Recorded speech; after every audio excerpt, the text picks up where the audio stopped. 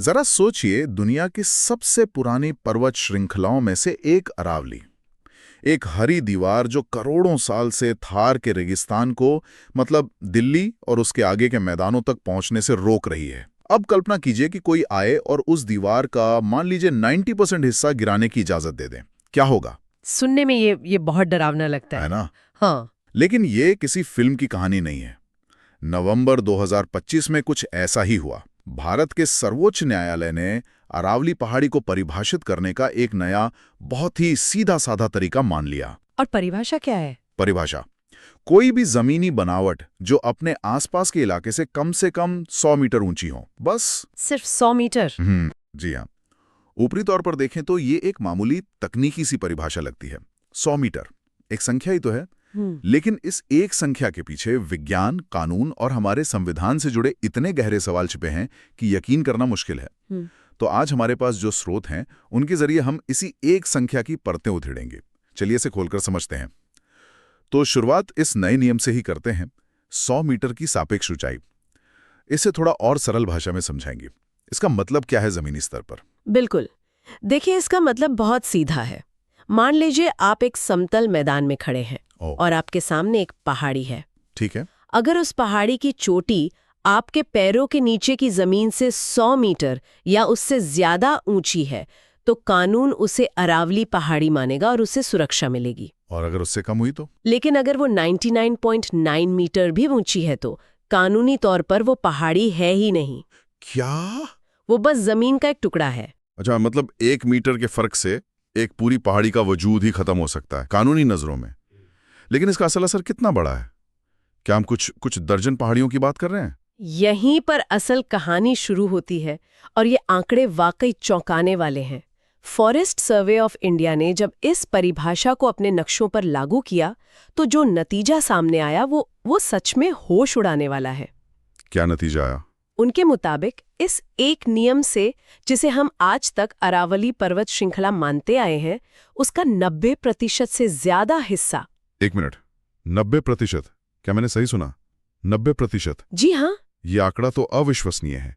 मतलब सिर्फ 10% अरावली ही बची रहेगी? सिर्फ 8.7% हिस्सा ही इस नई परिभाषा के तहत सुरक्षित रह पाएगा। और बाकी 91.3% कानूनी तौर पर अरावली नहीं कहलाएगा। ये तो बहुत ही भयावह है। तो हम असल में खो क्या रहे हैं? जब हम अरावली के बारे में सोचते हैं तो हमें ऊंची ऊंची चोटियां याद आती हैं, लेकिन जाहिर है 90% का मतलब सिर्फ वो नहीं है। हम असल में किन चीजों को खोने की बात कर रहे हैं? आप बिल्कुल सही जगह पर पहुंचे हैं। हम उन बड़े मशहूर चोटियों को नहीं खो रहे हैं, हम खो रहे हैं उस पूरे सिस्टम को जो इन चोटियों को आपस में जोड़ता है। अच्छा। वो कम ऊंचाई वाली पहाड़ियां, वो ढलान, वो चट्टानी टीलें जो हरियाणा से लेकर दिल्ली और राजस्थान के पूर्वी हिस्सों तक फैले हुए हैं। ये वो हिस्से हैं जो शायद 100 मीटर के इस पैमाने पर खरे नहीं उतरते, लेकिन यहीं पर बात वाकई दिलचस्प हो जाती है। दिलचस्प कैसे? क्योंकि इन छोटी भू आकृतियों का असली मूल्य उनकी ऊंचाई में नहीं, बल्कि उनके काम में है, उनके पारिस्थितिक कार्यों में। उनके काम में? जी, ये वो गुमनाम सैनिक हैं जो पूरे इकोसिस्टम को जिंदा रखते हैं। जैसे कि ये क्या काम करते हैं? देखिए, ये जो छोटी पहाड़ियां और ढलानें हैं, ये एक तरह से स्पंज की तरह काम करती हैं। स्पंज की तरह? हाँ, जब बारिश होती है तो ये पानी को सोख कर धीरे धीरे जमीन के नीचे पहुंचाती हैं। इसे हम भूजल पुनर्भरण या ग्राउंड वाटर रिचार्ज कहते हैं। दिल्ली, गुड़गांव, जयपुर जैसे शहर जो पानी की कमी से जूझ रहे हैं, उनके लिए ये एक जीवन रेखा है। इसके अलावा ये मिट्टी के कटाव को रोकती हैं, जंगली जानवरों को एक जगह से दूसरी जगह जाने के लिए एक सुरक्षित गलियारा देती हैं और अपने आसपास के तापमान को भी नियंत्रित करती हैं। मतलब ये सिर्फ पत्थर और मिट्टी के ढेर नहीं है, ये एक जीता जागता सिस्टम है। बिल्कुल। और यहीं पर हमारे स्रोत एक बहुत शक्तिशाली शब्द का इस्तेमाल करते हैं, वैज्ञानिक न्यूनीकरणवाद, साइंटिफिक रिडक्शनिज्म। वैज्ञानिक न्यूनीकरणवाद। सोचिए ये कितना अजीब है। एक जीती जागती सांस लेती हुई पूरी दुनिया को बस एक नंबर में समेट देना। ये वैसा ही है जैसे हम कहें कि किसी इंसान की कीमत सिर्फ उसकी लंबाई से तय होगी, उसकी बुद्धि, उसके विचार, समाज में उसका योगदान सब बेकार। सही बात है। अरावली के साथ भी यही हो रहा है। हम उसकी ऊंचाई नाप रहे हैं, उसकी कीमत नहीं समझ रहे। ये बहुत दमदार बात है। तो ये सिर्फ पर्यावरण या पारिस्थितिकी का मुद्दा नहीं रहा। जैसा कि हमारे स्रोत इशारा कर रहे हैं, ये मामला कानून और संविधान की गहराइयों तक जाता है। ये कैसे? हाँ, यहीं पर हम इस चर्चा के दूसरे और शायद सबसे महत्वपूर्ण हिस्से में प्रवेश करते हैं। ये तकनीकी परिभाषा से निकलकर एक गहरा संवैधानिक सवाल बन जाता है। देखिए, हमारे संविधान बनाने वालों ने पर्यावरण को बहुत महत्व दिया था। संविधान का अनुच्छेद 48A साफ कहता है कि यह राज्य का कर्तव्य है कि वह देश के पर्यावरण की रक्षा करे और उसे सुधारे। और सिर्फ राज्य का ही नहीं, शायद नागरिकों का भी कुछ कर्तव्य है। एकदम सही।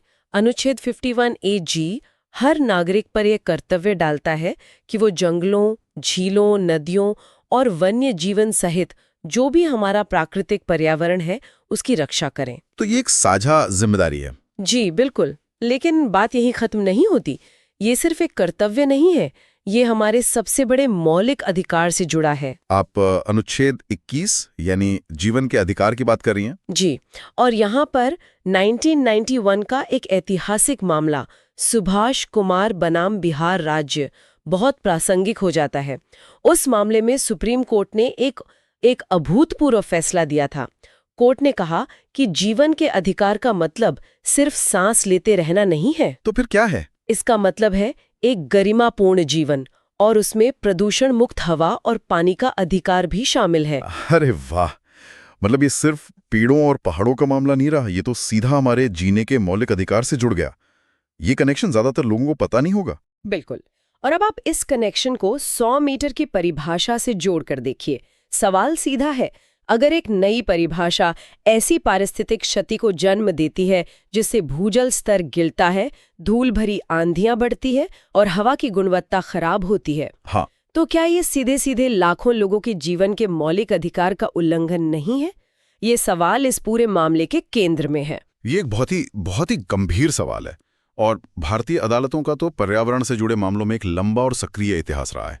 कई स्थापित कानूनी सिद्धांत हैं। तो ये नई परिभाषा उन पुराने स्थापित सिद्धांतों के सामने कैसे टिकती है? ये एक जबरदस्त टकराव है, और यहाँ हमें एक एक करके कुछ सिद्धांतों को देखना होगा। जी चलिए सबसे पहले एहतियाती सिद्धांत यानी प्रिकॉशनरी प्रिंसिपल की बात करते हैं। जी वेल्लोर सिटीजन्स वेलफेयर फोरम मामले में सुप्रीम कोर्ट ने इसे भारतीय कानून का एक अभिन्न अंग बना दिया था। इसका मूल विचार क्या है? मतलब आसान शब्दों में? इसका मूल विचार है इलाज से बेहतर बचाव। इलाज से बेहतर बचाव। यानी अगर किसी गतिविधि से पर्यावरण को गंभीर और ऐसा नुकसान होने का खतरा है जिसे ठीक नहीं किया जा सकता, तो वैज्ञानिक निश्चितता की कमी को बहाना बनाकर उस काम को करने की इजाजत नहीं दी जा सकती। अच्छा, आपको पहले ये साबित करना होगा कि आपका काम सुरक्षित है, न कि दूसरों को ये साबित करना होगा कि आपका काम खतरनाक है। सबूत का बोझ आप पर है।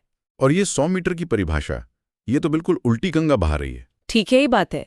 ये सिद्धांत कहता है कि जहां खतरा हो वहां सावधानी बरतो, लेकिन ये परिभाषा तो सुरक्षा का दायरा ही सिकोड़ रही है। ये मानकर चल रही है कि 100 मीटर से कम की हर चीज को नष्ट करना सुरक्षित है, जबकि इसका कोई व्यापक पारिस्थितिकी मूल्यांकन नहीं हुआ है। मतलब ये बचाव करने के बजाय जोखिम को दावत दे रही है। बिल्कुल। तो पहला सिद्धांत कहता है बचाव करो, लेकिन ये परिभाषा जोखिम बढ़ा रही है, ये तो समझ आया। लेकिन आपने एक और बड़े सिद्धांत की बात की थी, पब्लिक ट्रस्ट की, सरकार का ट्रस्टी होना। ये सुनने में बहुत बड़ा कॉन्सेप्ट लगता है, इसका यहाँ क्या मतलब है? यह एक बेहद खूबसूरत और शक्तिशाली सिद्धांत है। MC मेहता बनाम कमलनाथ मामले में सुप्रीम कोर्ट ने इसे स्थापित किया था। इसके अनुसार सरकार कुछ प्राकृतिक संसाधनों जैसे कि पहाड़, जंगल, नदियां, हवा, इनकी मालिक नहीं है। मालिक नहीं है? तो क्या है? वह केवल उनकी ट्रस्टी या संरक्षक है। ट्रस्टी जैसे किसी की वसीयत का ट्रस्टी होता है? बिल्कुल वैसा ही। ये संसाधन जनता की धरोहर है और सरकार का कर्तव्य है कि वह इस धरोहर को आने वाली पीढ़ियों के लिए सुरक्षित रखे। वह इसे अपने फायदे के लिए बेच या नष्ट नहीं कर सकती। तो यहाँ सवाल ये उठता है कि क्या सुरक्षा का दायरा 90% तक सिकोड़कर सरकार अपनी इस ट्रस्टी वाली जिम्मेदारी से पीछे हट रही है? ये सवाल जरूर उठता है, और ये गहरा नैतिक और कानूनी सवाल है। अगर आपको एक अनमोल खजाने की रक्षा करने की जिम्मेदारी दी जाए और आप उस खजाने के 90% हिस्से को ये कहकर लावारिस छोड़ दें कि मेरी परिभाषा के हिसाब से ये खजाना है ही नहीं, तो क्या आप एक अच्छे ट्रस्टी की भूमिका निभा रही हैं? जाहिर है नहीं। अच्छा, एक और सिद्धांत है जिसका जिक्र हमारे स्रोतों में है, मनमानेपन के विरुद्ध सिद्धांत। ये क्या? ये हमारे संविधान के अनुच्छेद 14 से निकलता है, जो समानता का अधिकार देता है। इसका एक पहलू यह है कि सरकार का कोई भी फैसला मनमाना, अतार्किक या बिना सोचे समझे लिया गया नहीं होना चाहिए। ईपी रॉयप्पा बनाम तमिलनाडु राज्य मामले में कोर्ट ने कहा था कि मनमानापन समानता का और कानून के शासन का दुश्मन है। तो यहाँ मनमानापन कहाँ है? सवाल यह है कि क्या एक पूरे जटिल, विविध और जीते जागते पारिस्थितिकी तंत्र को वर्गीकृत करने के लिए सिर्फ एक अकेली संख्या 100 मीटर का इस्तेमाल करना तर्कसंगत है? क्या ये उस तंत्र की जटिलता को नजरअंदाज करने वाला एक मनमाना और अतार्किक कदम नहीं है? क्या आपने मिट्टी की गुणवत्ता, वनस्पति का प्रकार, भूजल पर असर, वन्य जीवों की मौजूदगी, इन सब कारकों पर विचार किया? अगर नहीं तो ये वर्गीकरण मनमाना लग सकता है। खासतौर पर तब जब अरावली के लिए तो अदालतें पहले भी बहुत सख्त रही हैं। खनन को लेकर कई बड़े फैसले आए हैं। बिल्कुल। MC मेहता अरावली खनन मामले में सुप्रीम कोर्ट ने अरावली क्षेत्र में खनन गतिविधियों पर बार-बार कठोर प्रतिबंध लगाए थे। अदालत का रुख हमेशा साफ रहा है कि ऐसे संवेदनशील इलाकों में पर्यावरण संरक्षण को आर्थिक विकास पर प्राथमिकता दी जानी चाहिए। सही है। ये नई परिभाषा उस भावना के बिल्कुल विपरीत जाती दिखती है, जहां संरक्षण के बजाय एक ऐसी परिभाषा अपनाई जा रही है जो संभावित रूप से विकास, रियल एस्टेट और खनन के लिए दरवाजे खोल सकती है। तो फिर सवाल उठता है कि इस परिभाषा से फायदा किसे हो रहा है? अगर पारिस्थितिकी को नुकसान है, संवैधानिक सिद्धांतों पर सवाल हैं, तो कोई तो होगा जिससे ये बदलाव रास आ रहा होगा। देखिए, स्रोत सीधे तौर पे किसी का नाम नहीं लेते, लेकिन वे इस ओर इशारा जरूर करते हैं कि इस तरह की परिभाषा से उन उद्योगों को लाभ हो सकता है जो जमीन पर आधारित है, जैसे रियल एस्टेट डेवलपर्स जिन्हें शहरों के पास जमीन चाहिए, या खनन कंपनियां जिन्हें निर्माण सामग्री के लिए पत्थर चाहिए। जब 90% अरावली कानूनी सुरक्षा से बाहर हो जाएगी, तो वो जमीन का इस्तेमाल इन गतिविधियों के लिए करना बहुत आसान हो जाएगा। इस सब में एक और कानूनी पेच है सहकारी संघवाद का। इसका इस मामले से क्या लेना देना है? ये भी एक बहुत महत्वपूर्ण बिंदु है। भारत एक संघीय ढांचा है जहां केंद्र और राज्यों के बीच शक्तियों का बंटवारा है। पर्यावरण कानूनों में अक्सर ये प्रावधान होता है कि राज्य चाहें तो अपनी स्थानीय जरूरतों के हिसाब से केंद्र द्वारा बनाए गए मानकों से ज्यादा सख्त नियम लागू कर सकते हैं। अच्छा, तो इसका मतलब ये हुआ कि अगर कल हरियाणा सरकार कहती है कि हमारे लिए तो 50 मीटर की पहाड़ी भी बहुत जरूरी है क्योंकि वो हमारे शहर का ग्राउंड वाटर रिचार्ज करती है, हाँ, और दिल्ली से आने वाले प्रदूषण को रोकती है, तो भी वो उसे अरावली मानकर नहीं बचा पाएगी। आपकी आशंका बिल्कुल सही है। जब सुप्रीम कोर्ट एक समान राष्ट्रीय परिभाषा तय कर देता है, तो ये राज्यों की उस क्षमता को सीमित कर सकता है। हो सकता है कि हरियाणा या राजस्थान की स्थानीय पारिस्थितिकी के लिए 50 मीटर की पहाड़ी भी उतनी ही जरूरी हो जितनी 150 मीटर की, लेकिन नई परिभाषा के बाद वो कुछ नहीं कर पाएंगे। जी, वे शायद उसे अरावली मानकर संरक्षित न कर पाएं। ये मानकों को ऊपर उठाने के बजाय नीचे लाने का जोखिम पैदा करता है, जो सहकारी संघवाद की भावना के विरुद्ध है। तो हमने 100 मीटर की एक साधारण से दिखने वाली संख्या से शुरुआत की थी और संवैधानिक कानून की गहराइयों, मौलिक अधिकारों और देश के संघीय ढांचे तक पहुंच गए।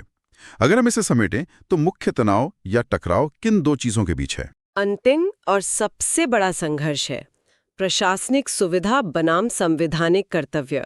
इसमें कोई शक नहीं कि एक समान 100 मीटर की परिभाषा को लागू करना, नापना और उसकी निगरानी करना शायद आसान है। ये प्रशासनिक रूप से बहुत सुविधाजनक है। सही बात है। आपको हर पहाड़ी का अलग से मूल्यांकन करने की जरूरत नहीं, बस टेप से नापिए और फैसला कर लीजिए। लेकिन दूसरी तरफ है संविधान का दिया हुआ कर्तव्य। अनुच्छेद 48A, 51AG और अनुच्छेद 21 के तहत विकसित हुआ जीवन का अधिकार। ये सब मिलकर सरकार पर एक पवित्र कर्तव्य डालते हैं, पर्यावरण की हर कीमत पर रक्षा करने का। तो सुविधा और कर्तव्य की लड़ाई है। हाँ, और जैसा कि हमारे स्रोत इसे बहुत अच्छी तरह से प्रस्तुत करते हैं, कानून को हमेशा सुविधा के बजाय संरक्षण के पक्ष में झुकना चाहिए। खासकर जलवायु परिवर्तन, पानी की कमी और बढ़ते पारिस्थितिक तनाव के इस दौर में हम शॉर्टकट नहीं अपना सकते। ये बहस इस बारे में है कि क्या हम पर्यावरणवाद को सिर्फ एक तकनीकी चेकलिस्ट तक सीमित कर देते हैं या फिर उसकी संवैधानिक भावना और उसके गहरे उद्देश्य को बनाए रखते हैं। आज की चर्चा से ये तो साफ है कि कैसे एक कानूनी परिभाषा पूरे परिदृश्य को और शायद हमारे भविष्य को भी बदल सकती है। ये हम सबके लिए एक बड़ा सवाल खड़ा करता है। जब हम प्रकृति को कानूनों और संख्याओं में परिभाषित करने की कोशिश करते हैं तो हम उस प्रकृति के किन आवश्यक जीवन देने वाले गुणों को परिभाषा से बाहर छोड़ रहे होते हैं, और इस तरह की चूकों की दीर्घकालिक कीमत क्या हो सकती है।